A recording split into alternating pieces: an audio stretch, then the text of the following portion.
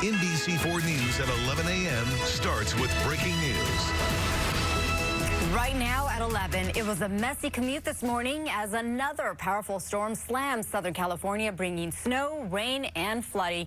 I really hope you're staying safe out there. Good morning, everyone. Thank you for joining us. I'm Annabelle Sedano. NBC4 is tracking conditions and damage on our roads as this powerful storm starts to move out. Here's what it looks like outside right now. Heavy rain is starting to move out, but we're still going to see scattered showers throughout the day. NBC4 has you covered from the mountains to the coast, and our crews are checking out storm damage. But let's begin with meteorologist Kelly Moody with the first alert forecast. And Kelly, I heard you mention we could be dealing with some winds now. Yeah, winds are next on our to-do list for this storm system. We're still seeing some left behind showers, nothing too significant, just a few that have been passing through Riverside in toward Ontario, some spotty showers, and continuing to see some spotty snow showers up for our mountains where we still have a winter weather advisory and a winter storm warning. But the winds are picking up. Take a look at some of these peak wind gusts that we've seen so far.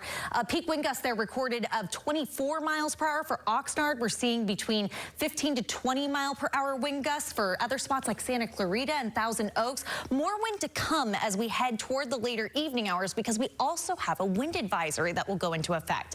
But scattered showers will remain. These are also Santa Ana winds that are coming our way, which is a little bit unique for this kind of a system. 15 to 25 mile per hour winds with gusts up to 45 miles per hour. So we have to think about all that debris that was just brought down during our morning commute from the stormy weather. Now it could get lofted as we continue to work with gusty winds. Plus, we've still got some challenging travel conditions up and down from those areas of higher elevation. So we are for sure going to be tracking those conditions for you as well. But here's the good news. Your weekend forecast is improving. There's Mountain High behind you, or behind me. We'll take a look at that a little later on. But temperatures are going to be jumping up to the 70s and 60s with just some spotty showers for tomorrow morning. Annabelle? All right, looking forward to it, Kelly. Thank you. And we're keeping an eye on the Eaton Fire burn scar area in Altadena. We've seen issues with mud flowing onto some roads out there. NBC4's Guad Venegas is live in Altadena with the conditions there. Guad, have you seen any major issues?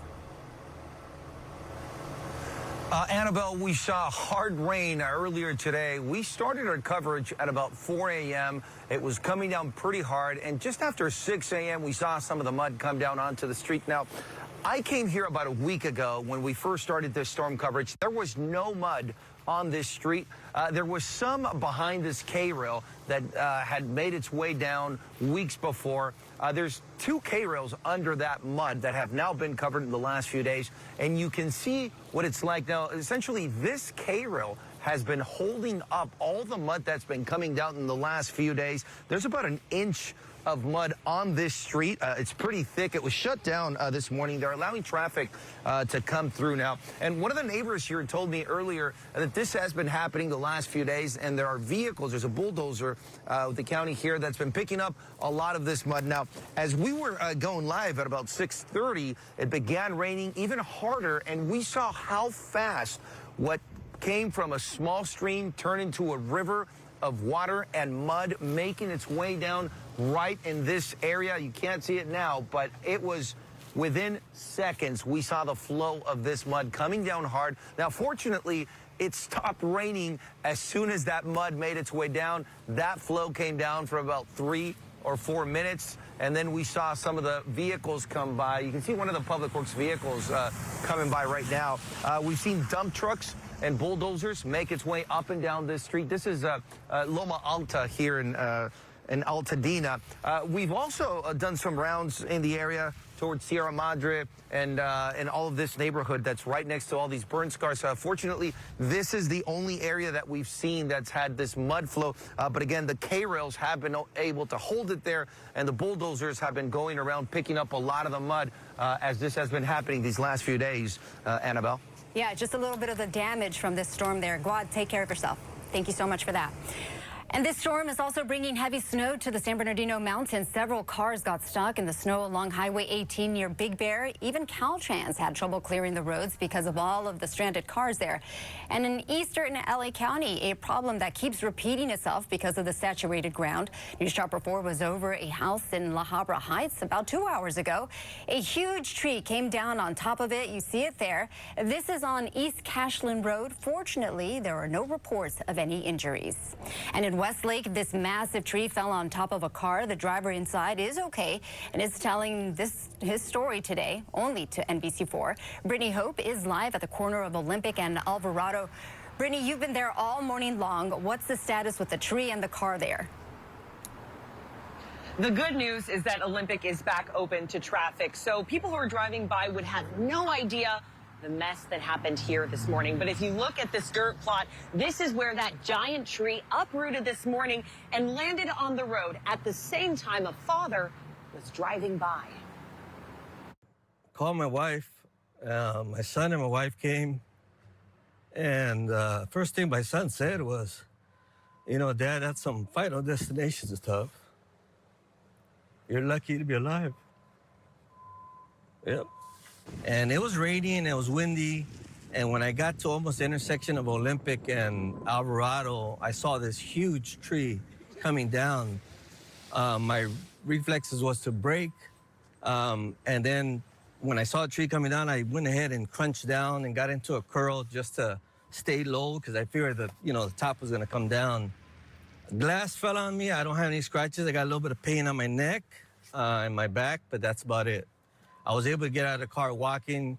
Some good Samaritans, they helped me get out. I was in the middle lane. If I was in the last lane closest to the curb, I would be dead. Wouldn't be here. I thank God. Yeah.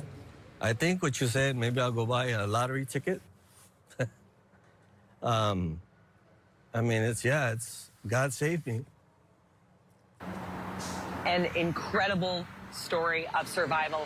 There's another incredible part of this story, too. So the owner was actually able, once all the tree was taken away, to drive the car to the side of the road so that it could get towed. It was drivable after all of that. And again, no scratches on him. Just incredible. And we're so grateful that he talked with us this morning. We're reporting in Westlake, Brittany Hope, NBC4 News. Boy, emotional. Gosh, thank you so much for that, Brittany. Thank you. The rain is to blame for a lot of damage. Many underground parking garages completely flooded. NBC4's Lauren Coronado joins us live from Palms, where people will be making some insurance claims today. Lauren. Annabelle, they absolutely will be. We're talking about more than a dozen car owners whose cars are now damaged. We are at an underground parking garage right now, one you just referenced, and I want to show you the progress that has been made. The water came all the way up to some of the car doors, the door handles, that is. You can kind of see that marking on that Honda right there. What a wake-up call for a lot of these drivers, a lot of the folks who live in these apartment complexes who had no idea just how bad the flooding was. I spoke with one woman a moment ago who tells me she's still in shock. So I have no idea, and it's a hybrid. I don't even know how that works. So I don't know. I have no idea what the damage is going to be like, if I'm going to have to get it in, if it's going to be a total loss. I have no idea. Lizette Moran lives in this apartment complex on Kelton Avenue off Venice Boulevard here in Palms. She says she got a text from her property manager early this morning saying the underground parking structure was flooded. But again, she just had no idea it was going to be this bad. And a couple complexes down, also here on Kelton Avenue, another underground parking structure flooded. And as soon as I went down, also I could see the water inside of every car, because I went to check neighbors' cars as well. And yeah, unfortunately for me, I just got new car like a week ago, literally a week ago, and that's why I parked them all inside. You just feel for them. Both of those tenants say they have new cars, and you can see the water went up to some car hoods. Again, more than a dozen cars impacted. Igor, the gentleman you just heard from, says he parked 3 of his cars in the garage. 2 of the cars he uses for work, and he was expected to use them today. Now he's stuck making calls to his insurance company, trying to figure out what could be covered. By the way, neighbors say the last time they saw flooding like this here was about 10 years ago. Back out here live as you continue to see workers clean up the mess. Believe it or not, it's looking much better than it was earlier this morning. We got out here at 5 o'clock this morning as they were using pumps to drain the garages. Now you can see they're sweeping. We're starting to see more people finally get a look inside of their cars as well, because a lot of people didn't know how bad the damage was. So we just saw one gentleman, he brought out some mats from his car. They were soaking wet. He had some clothes with him too. So this will definitely be a tough morning for a lot of people who've been impacted by all of this. Of course, we'll keep you posted with the latest on conditions and anything weather related on our NBC LA app. Reporting live, I'm Lauren Coronado, NBC4 News. You just feel for them. I mean, having to go through this as the holidays approach. Lauren, thank you. Yeah. All right, check out this damage at a gas station in Tarzana. It started when a driver hit a puddle. We're going to tell you what happened next that caused this roof to come crashing down. And this storm was a snowmaker. We have new video of the conditions up in Big Bear coming up. What you need to know if you're headed up to the mountains this weekend. Plus, Kelly Moody will return with your Thanksgiving forecast. We'll be right back.